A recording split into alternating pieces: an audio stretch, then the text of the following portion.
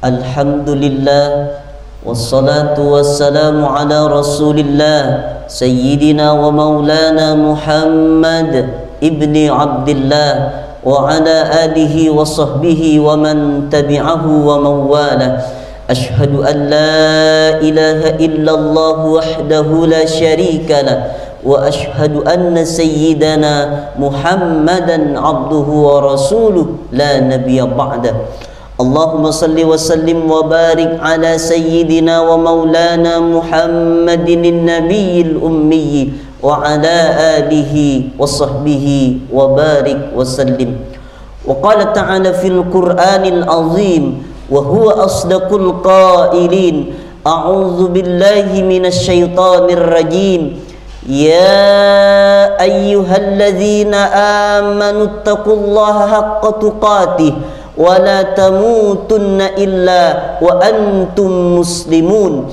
Wa qala ta'ala fi ayatil ukhra ya ayyuhalladzina amanu taqullaha wa qulu qawlan sadida yuslih lakum a'malakum wa yaghfir lakum dhunubakum wa man yuti'illaha wa rasulahu faqad faza fawzan 'azima. Ibadallah, usikum wa nafsi bitaqwallah wa ta'atihi faqad fazal muttaqun. Hadirin jamaah salat Jumat yang dimuliakan oleh Allah Subhanahu wa taala. Di hari Sayyidul Ayyam ini kembali kita bersyukur kepada Allah. Allah masih memberikan kita waktu untuk mendekatkan diri, menikmati iman kita dengan memperbanyak sujud di hadapan Allah Subhanahu wa ta'ala. Tidak ada yang bisa menghantarkan kita ke tempat mulia masjid ini kecuali atas izin Allah Subhanahu wa ta'ala.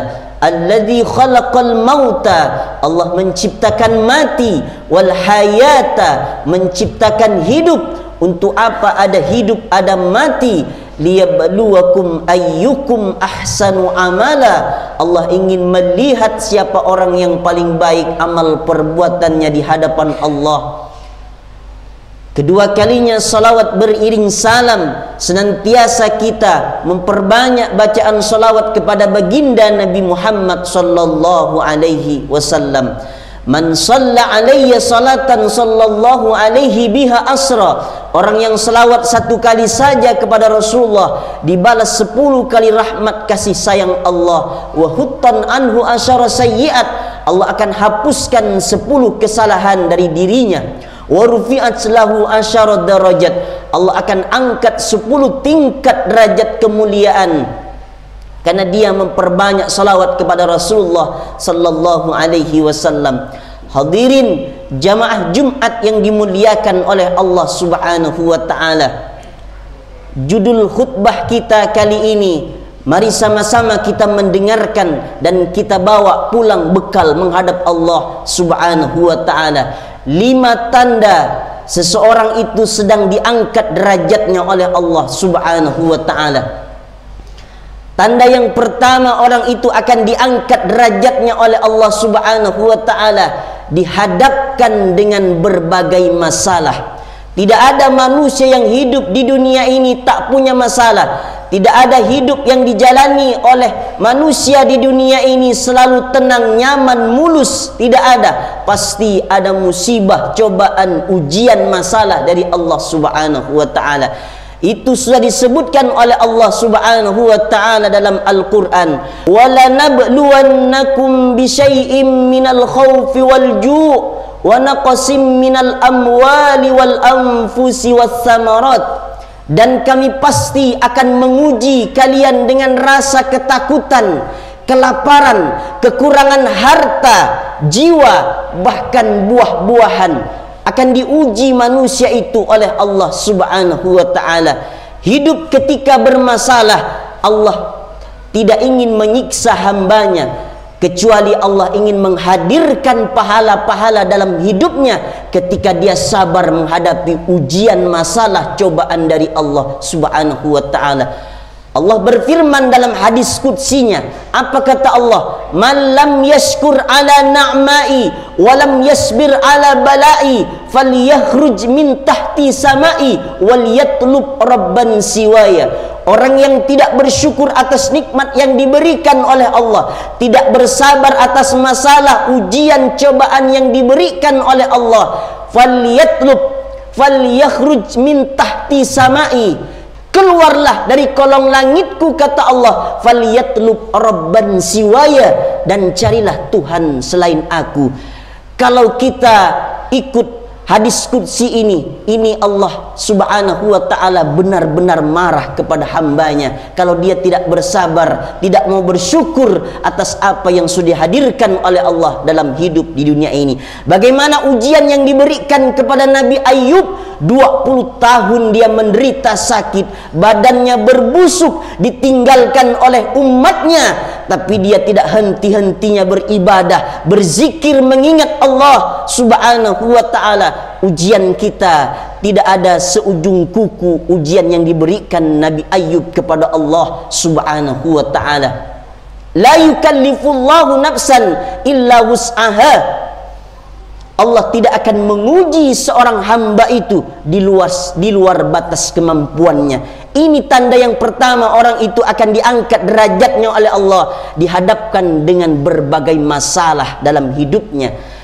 Tanda yang kedua, orang itu akan diangkat derajatnya oleh Allah subhanahu wa ta'ala. Apa dia? Dihadapkan dengan orang-orang yang tidak menyukai kita. Di sekelilingnya ada orang yang tidak suka. Tidak pernah ada manusia satupun yang selamat dari bicara mulut manusia. Baik pun kita dikomentari orang, apalagi berbuat yang jelek, berbuat yang tidak bagus, yang tidak pantas di depan mata orang, kita akan selalu dibicarakan oleh orang lain. Tapi hebatnya, ketika orang itu tidak disukai oleh orang lain, ini adalah bentuk ujian daripada Allah subhanahu wa ta'ala. Dan berbahagialah, bersyukurlah kepada Allah, beruntunglah orang yang diceritakan aibnya, yang tidak disukai oleh orang lain. Kenapa demikian? Dia akan diberikan pahala yang luar biasa, pahala yang banyak di hadapan Allah subhanahu wa ta'ala. Innallaha ma'as sabirin. Sesungguhnya Allah bersama orang-orang yang sabar. Ketika kita dicaci maki oleh orang, bersabarlah. Ketika kita dibicarakan oleh orang lain, beruntunglah. Di mana letak untungnya? Pahala orang itu akan ditransfer kepada kita, dan dosa kita akan diberikan kepada orang yang membicarakan kita. Begitu hebatnya ketika pahala berpindah kepada kita yang dibicarakan oleh orang lain. Tapi ketika kita tidak disukai oleh orang, kita balas itu juga tidak menyukai orang itu, maka sama-sama saja seperti orang yang membicarakan aib kita.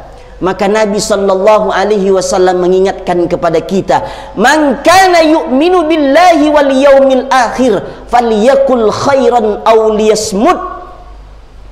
Barang siapa orang yang beriman kepada Allah dan beriman kepada hari akhir, falyakul khairan, tentunya dia akan berbicara yang baik-baik saja.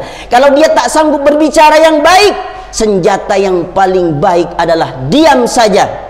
Lebih baik diam, biarlah orang membicarakan aib kita, sementara pahala-pahalanya ditransfer kepada kita. Kita sedang enak lagi tidur, dibicarakan aib kita, pahalanya diberikan kepada kita oleh Allah subhanahu wa ta'ala. Ini tanda yang kedua, orang yang akan diangkat derajatnya oleh Allah subhanahu wa ta'ala akan dihadapkan dengan orang yang tidak menyukai kita.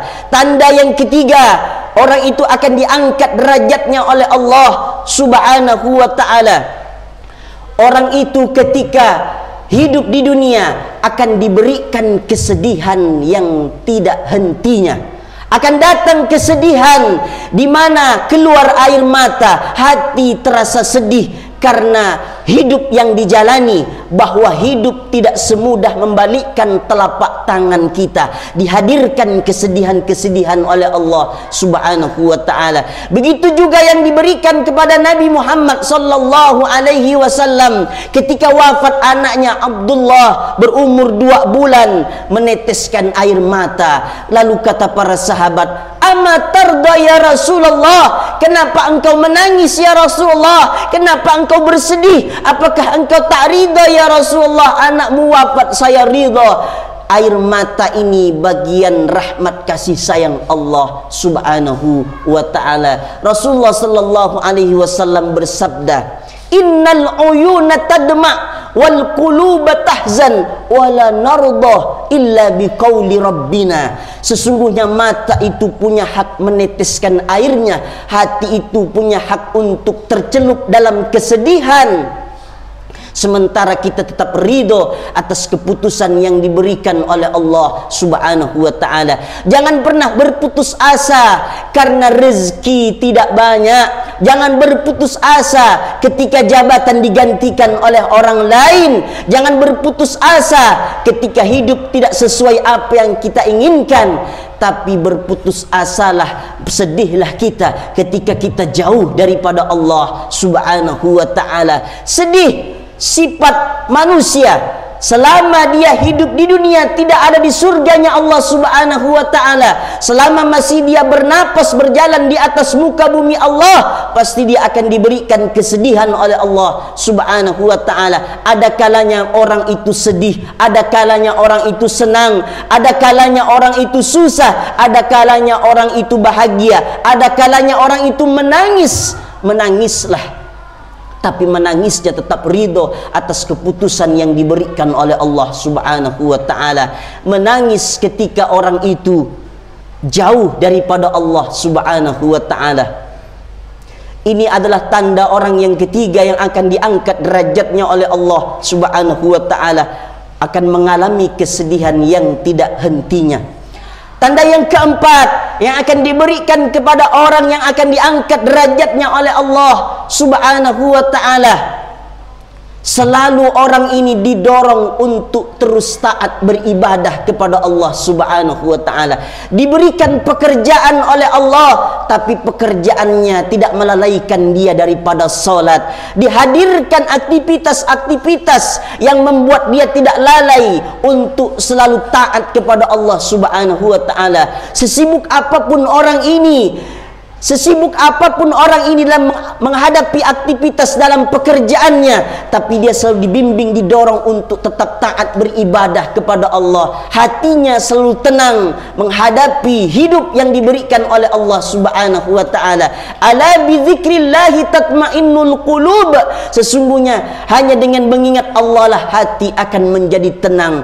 Orang yang banyak harta belum tentu hatinya tenang. Tinggi pangkat jabatannya belum tentu tenang. Kendaraannya mewah, rumahnya besar belum tentu tenang. Di mana letak ketenangan itu adalah hati.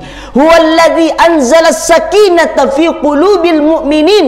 Dialah Allah yang menghadirkan ketenangan. Di mana puncak ketenangan manusia itu? Hati. Selalu ridho atas ketetapan Allah, selalu ridho dengan pemberian yang diberikan oleh Allah Subhanahu wa ta'ala. Dibimbinglah orang ini untuk tetap taat beribadah kepada Allah Subhanahu wa ta'ala.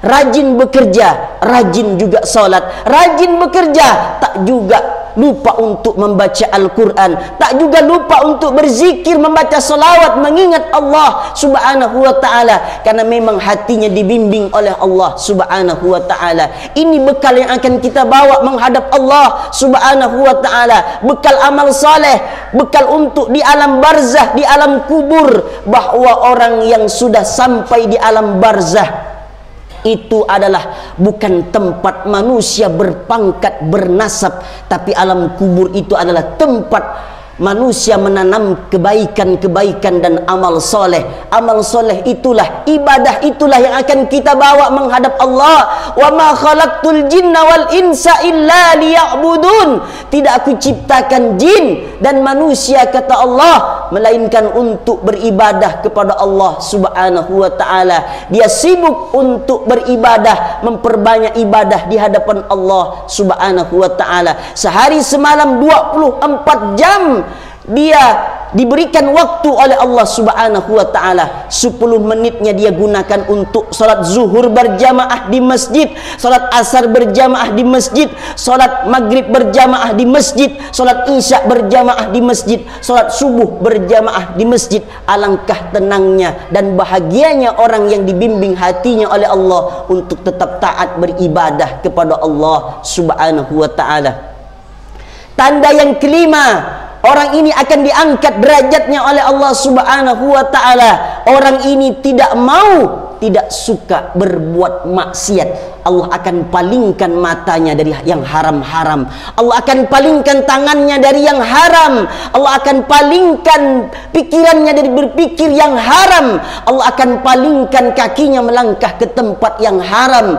Dia tidak suka berbuat dosa. Orang ini selalu menjaga pandangan, pikirannya, matanya, tangannya, kakinya, anggota tubuhnya dia gunakan untuk tidak bermaksiat kepada Allah Subhanahu wa taala. Orang yang paling beruntung adalah ketika orang itu dijauhkan dalam perbuatan dosa, ditundukkan hawa nafsunya untuk tetap taat terhadap perintah yang diberikan oleh Allah Subhanahu wa taala. Tentu kita menyadari hawa nafsu itu yang dihadirkan dalam hidup manusia menjadi sebuah ujian yang sangat besar. Ada ujian perempuan, ada ujian jabatan, ada ujian kemewahan, ada ujian kelezatan-kelezatan dengan dunia dihadirkan oleh Allah Subhanahu wa taala, tapi dia palingkan untuk tetap taat kepada Allah. Innan nafsa la'ammaratum bisu.